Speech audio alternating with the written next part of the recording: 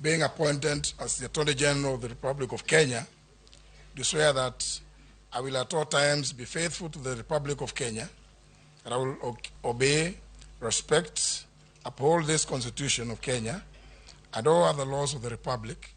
that I will well and truly serve the people of the Republic of Kenya in the office of the Attorney General, that I will undertake to hold my office as the Attorney General with honor and dignity, that I will be a true and faithful counselor to the President for the good management of the public affairs of the Republic of Kenya, that I will not divulge, directly or indirectly, such matters as shall come to my knowledge in the discharge of my duties and committed to my secrecy except as may be required for the discharge of my duties as Attorney General, and that I will perform